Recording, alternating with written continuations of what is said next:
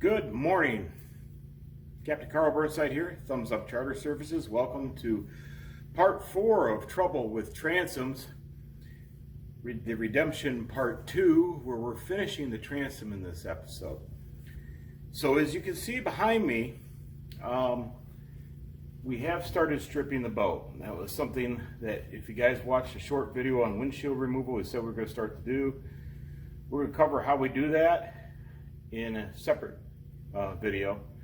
Probably be only one video because once we show you how to do it on a section, it's pretty much the same for the entire boat. And it's like watching paint dry. Somebody strip a boat. It's tedious, time consuming, and you just got to stick to it to get it done. But we have removed all the paint off of the transom as one of our first steps, because we've got some bolts that we've put in here and sealed, as you can see, across the top of the transom. We got to put in these 5 side bolts on either side, and we're going to show you how to do those. We did procure some new hardware to do that because we reused these stainless bolts as far as we could. They're Phillips head, and the rest of them all rounded out and stuff, so we don't want to put those back in. So we got new hardware to do the rest of them. But we're going to start with that. Then we're going to cut our transom keyhole in here for the outdrive, and we'll show you that. Then we got to nibble off this edge right here that sticks up over, flush with the back of the transom with a Sawzall. And then we'll just keep continuing to assembling it. We've got to get the cap put back on, and we do have the cap strip of paint, the transom cap stripped of paint as well. We're doing a little stripping up here. If you could, maybe you can see the plastic, I'm not sure, but there's a little bit of plastic up here. We've covered some areas that are adjacent to the cap that we had to strip of paint because we got to have a clean surface there to seal it. Well, that's pretty much where we are, and then we will probably finish up. Let me see if you guys can see this. Oh yeah, you can. This outboard controls hole that was here, we're plugging this. We're going to fill that, and we'll show you how to do it, sand it smooth so we don't have that hole here anymore. And then of course on the bottom we have a whole bunch of riveting to do with waterproof rivets to clean up the holes that we don't want that the guy put in over the years, and there's a decent amount of them. But we'll show you that, and that's a pretty easy process as well. We're going to use either traditional rivets used with a rivet gun that are waterproof, or we're going to use what's called tap-in-place rivets, where you basically just whack them with a hammer and lock them and seal them, drive them home. So that's the scope of what we're going to do in episode 4. Stay tuned. Here we go.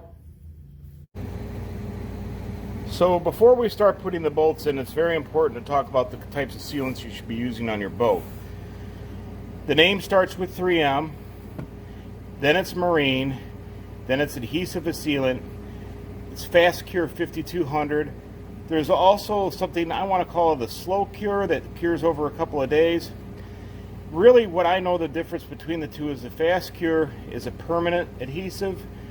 The slow cure can be, I think, serviced, and I'll check into that, but I'm pretty sure that's the difference between the two. So would I use the fast cure on a gimbal housing I'm putting in the back of a boat? No, I would use the slow cure because the seal can be broken at a future date if it had to, so it could be removed. But, excuse me, we're going to use this sealant on the back of these heads of these bolts around a washer, okay, as we push these into the transom. All right, so this area is sealed to water as it goes through. Then on the back side we will have another flat washer through that aluminum L bracket with a lock nut. As you can see, that's a nylock, so it's got nylon in there. That's a lock nut, and then we will zap it home. But important thing is here is you don't use house caulk. You don't use, a lot of people want to use silicone caulk that's used for bathtubs. You do not do that stuff on your boat. In fact, I'm taking acres of it off this boat, and I take acres off of it on every boat I buy. It seems like that's the thing people want to do. This stuff, when you use it, is good for decades. You're not going to have to worry about it. House caulk, maybe a few years, maybe not. Depends what grade it is and what it is. and it's really not meant for that environment. So this is the stuff you want to get, and like I say again, it's a 3M product. Works very, very well. So what we're going to do here is we're going to take our bolt, we're going to take our sealant, and we're going to put some right around the head of the bolt. Now it's going to squish out, and when you get this thing finally set in the bolt or in the boat, you're going to want to use a rag with some mineral spirits to clean off the extra after you've tightened up and it's all squished out. Then you're going to want to put on a flat washer against that, like that. Then you're going to want to come over to the boat itself, to the hole in question, which we have, let's see here, I'll just pick this middle one right here. And you're going to want to put some sealant around it. Alright, so that's so the other side of the washer gets a good hit of sealant as you push it in. Come back over, grab your bolt, insert it in the hole, push it through. As you can see, we'll wipe that off after we tighten. We'll wipe that off after we tighten it up. And you just do that for all 5 bolts going down each side of the transom. Tighten them up, snug them up, get them in place, remove the excess sealant. Pretty simple. Alright, so we've driven our screw home, tightened on the back side with a lock nut. The next thing, see all this squished out? You got to use some mineral spirits and you gently wipe it off. You need to do this. You're going to need to do this step when it is still wet. Trying to get this off when it's dry is impossible. So just some low odor mineral spirits. Wipe your bolt clean, move on to the next bolt. And we'll just repeat this 9 more times.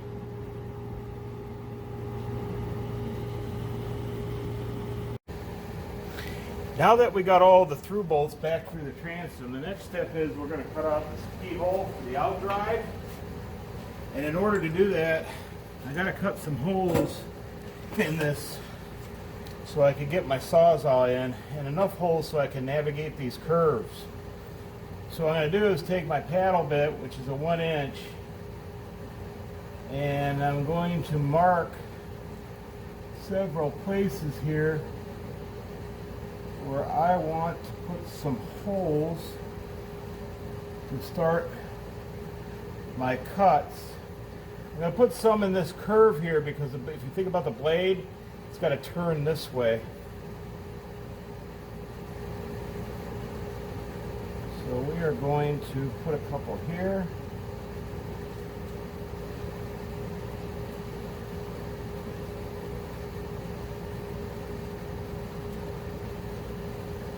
I'm going to draw a line across this to cut it there. I'll take that chunk out, give me some access. Think here, and I'm cutting that way, down that way. Put some at the bottom, sure of that.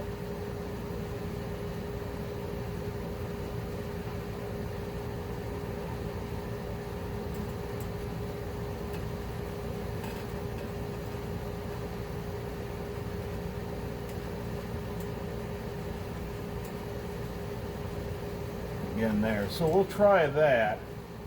Actually, to tell you the truth, maybe I'm going to put some here too. Probably wouldn't be such a bad idea.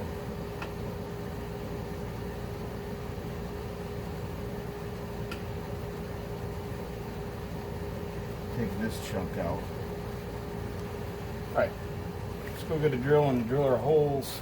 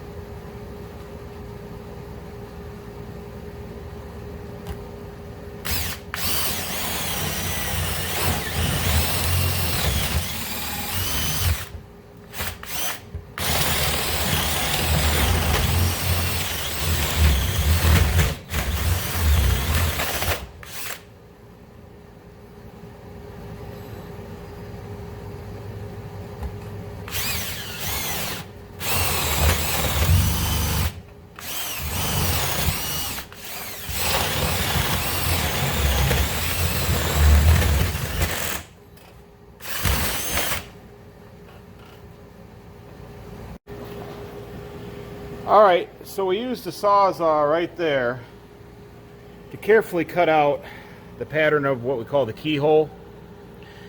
And we just followed the original aluminum cut all the way around from what they made at the factory.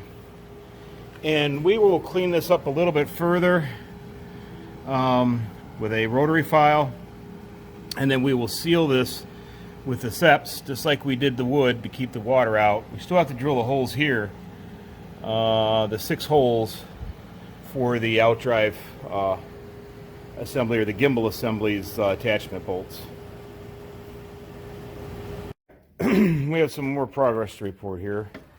We've gone back and sealed all these bolts, the top that come through the top of the transom from the outside, to keep water out of them, make it completely impenetrable, or as impenetrable as we can. We've got the gunnels tied back in to the transom, and I put sealer around, 3M sealer around this to shed the water off of it, to keep the water out between that bracket and the transom.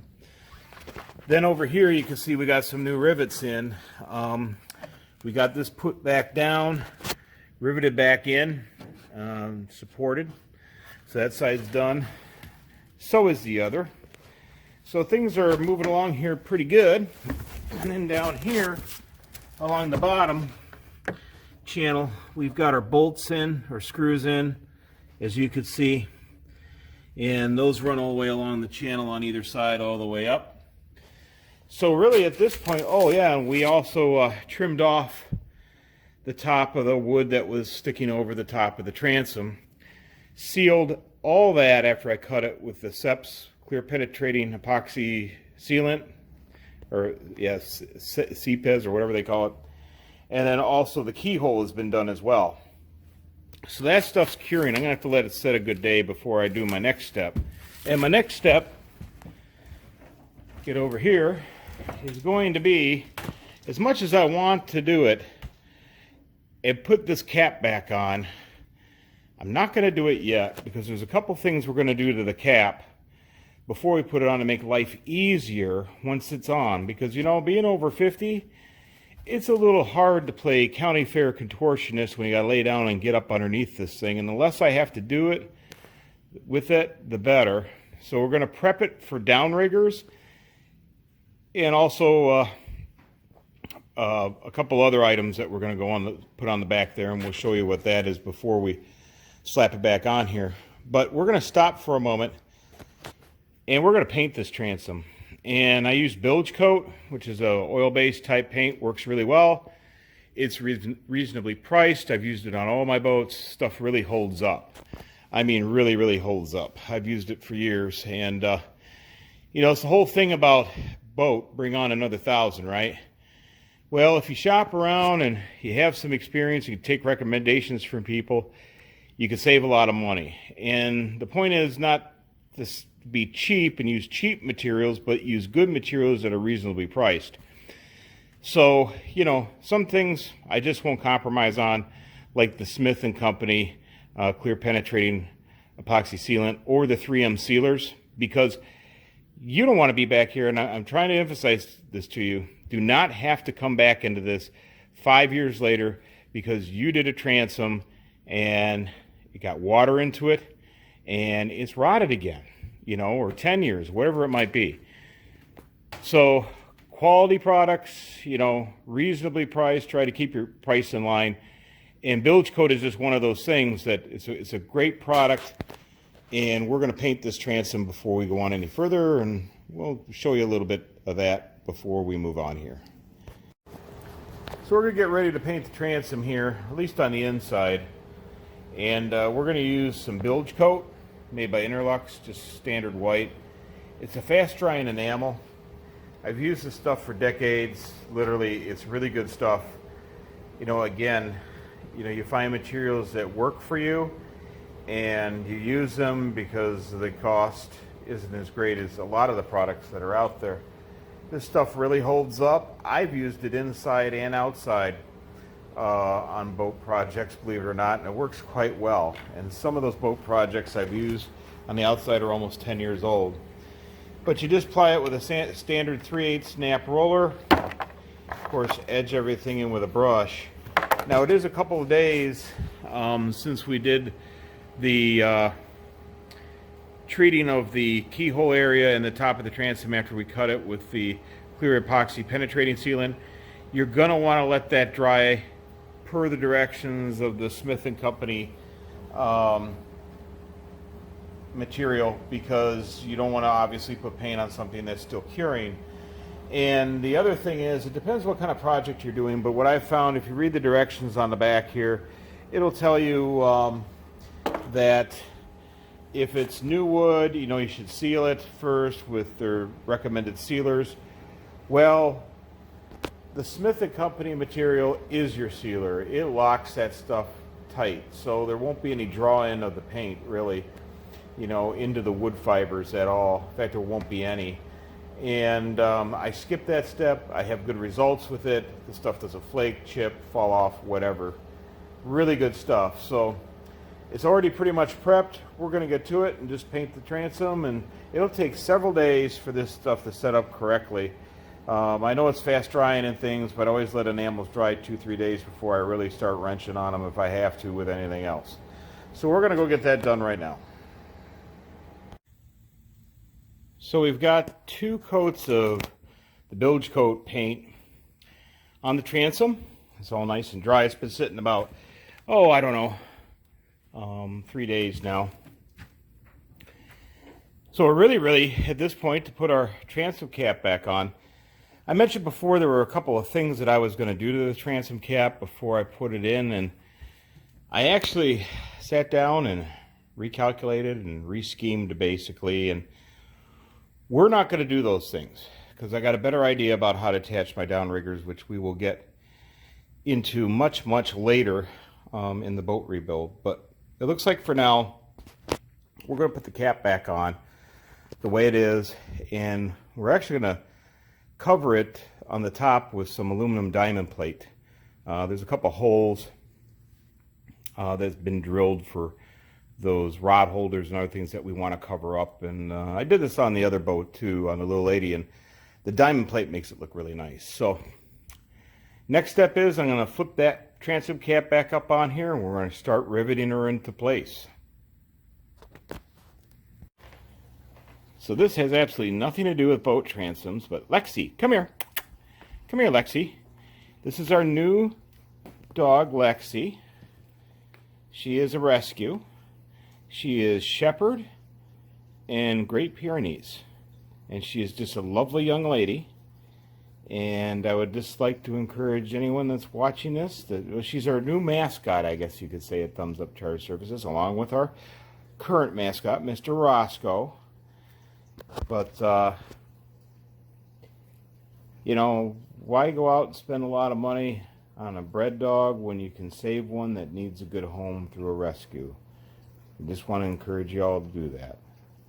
Lexie, you want to shake? Come on, shake. Can you shake?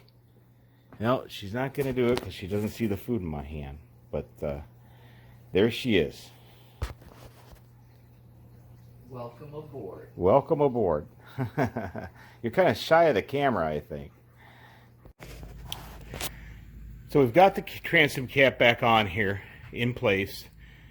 I'm still holding my transom back with this strap just to keep it in place till I get everything set.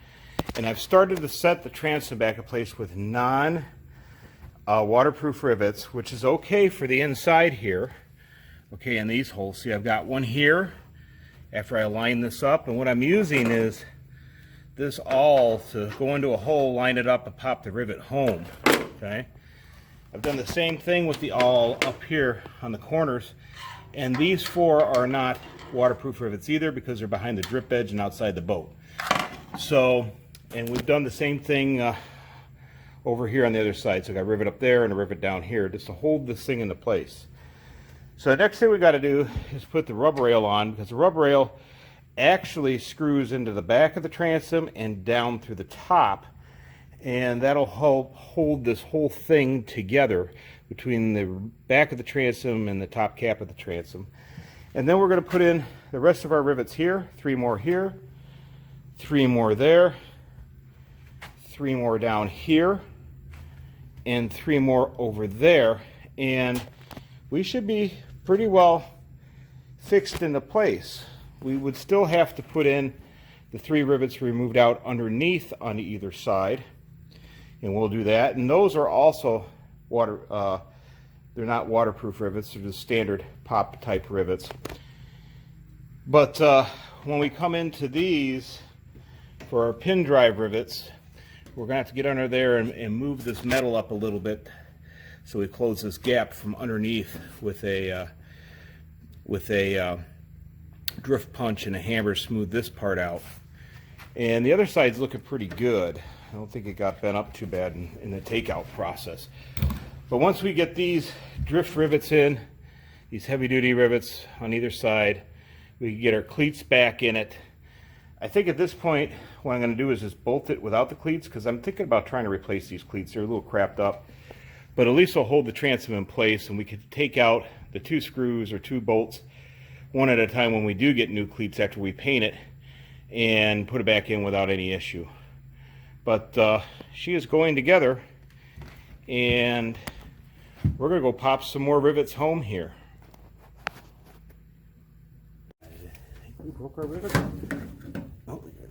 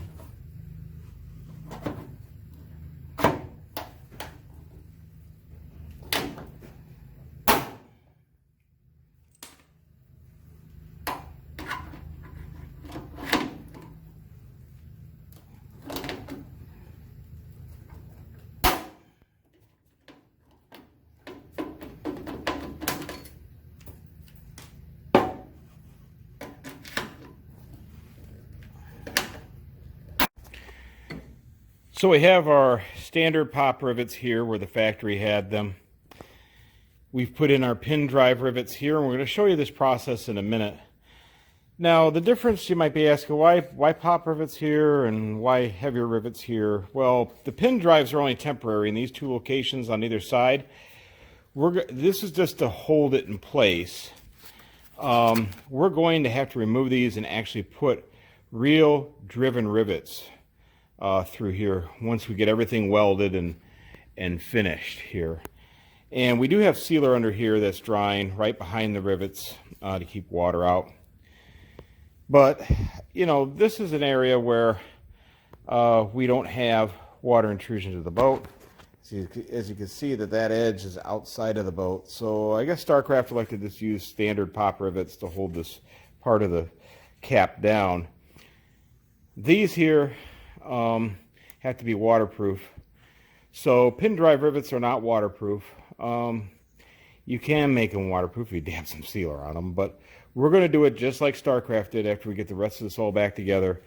I'll pop these out, and we're going to have to, it's a 2-person job. I have to have a guy with an air hammer on top, somebody with a maul underneath to mushroom the rivet.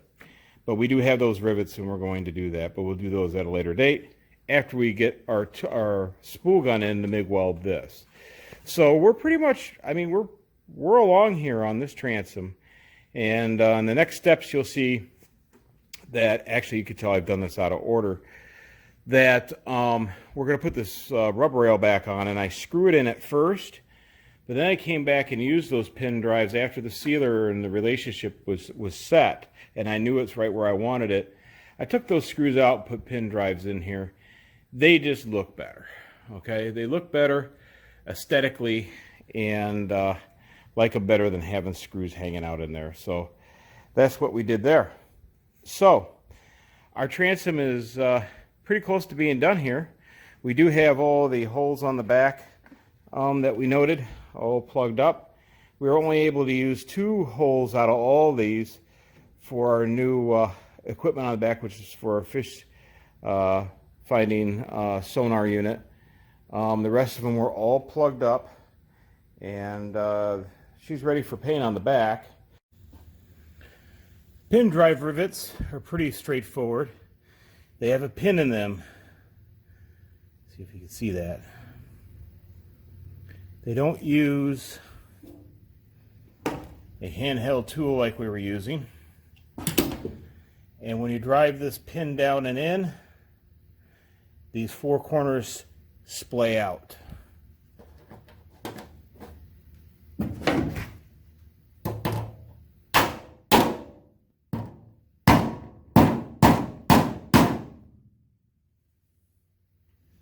That's all there is to it. You're going to want to make sure that your material is flush. The 2 pieces you're putting together are flush and not bowed up when you do this. Draws it right in. Got you fellas jammed in the top of my ladder again. Hopefully, if I'm careful, this will stay right there. And you can watch me put this cap back on here, this trim piece.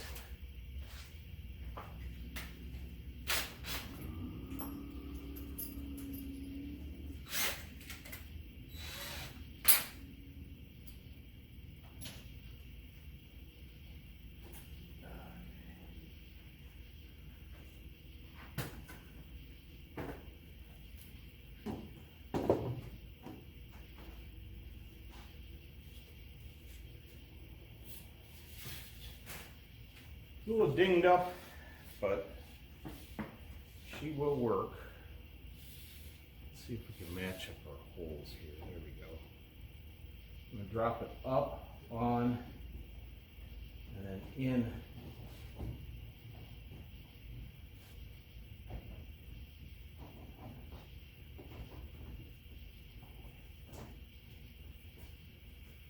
Let's see here.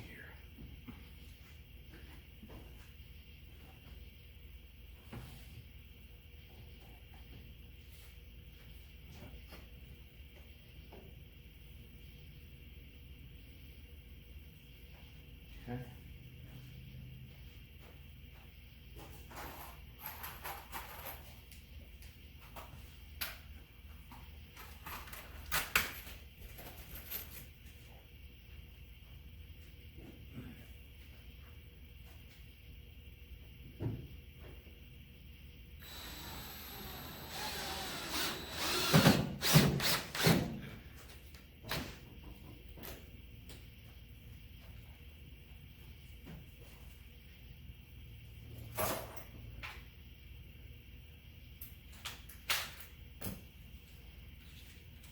Like this other bit better.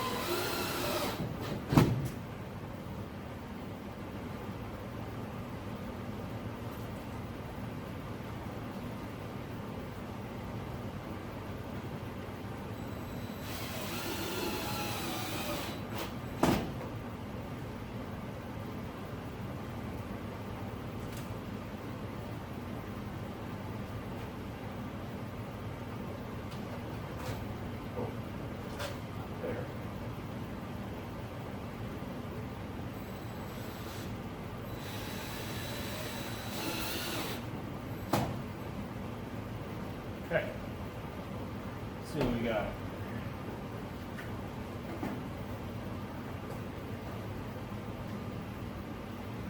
Okay. Finesse it a little bit.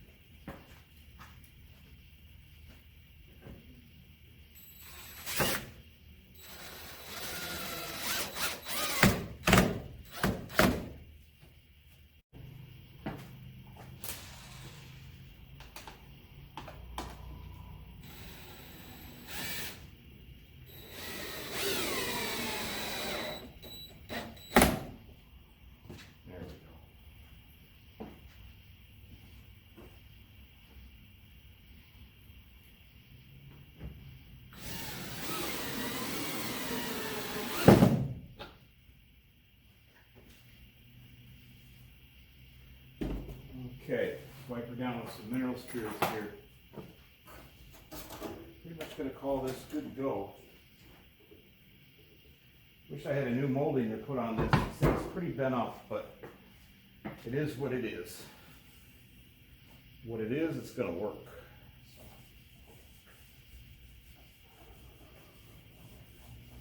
Just want to smooth that out when we paint the boat.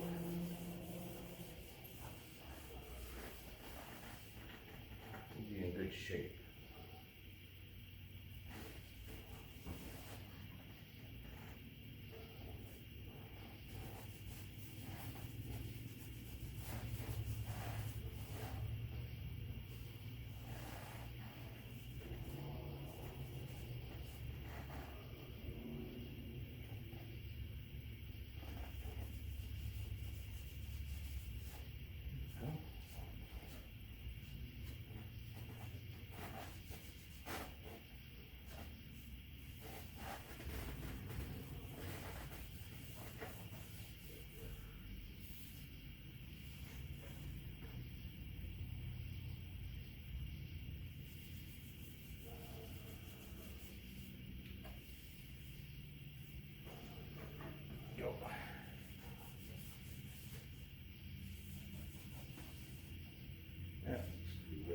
Transition when it gets paint over it.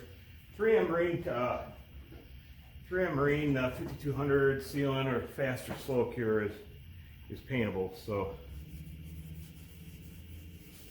it's a good thing. Paint sticks to it pretty darn good.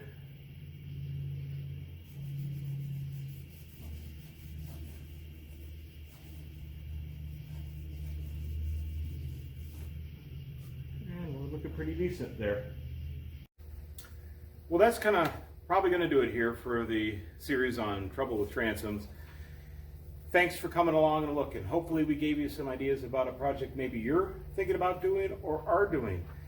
And yeah, we've got a couple things left to do here. We got to weld these corners, and then we got to put in the air-driven rivets here on those four on top of the transom cap. But right now she's in a good secure position, and it's going to allow us to go and finish stripping this boat, which we've got about 3/4 of it already stripped. And we're going to show you that process in a very short video. I mean, once you've seen it, it's just repetitive.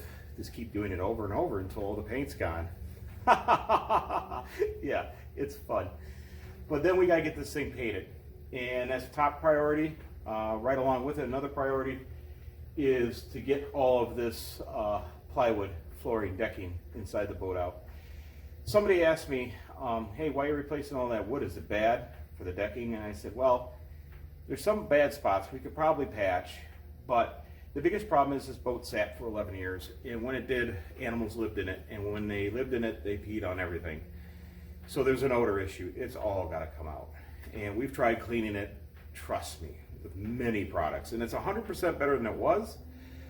But when you have a half curtain on this thing sitting in a hot sun on an August day, and you're inviting customers out, they're gonna know. So why not just replace all of it?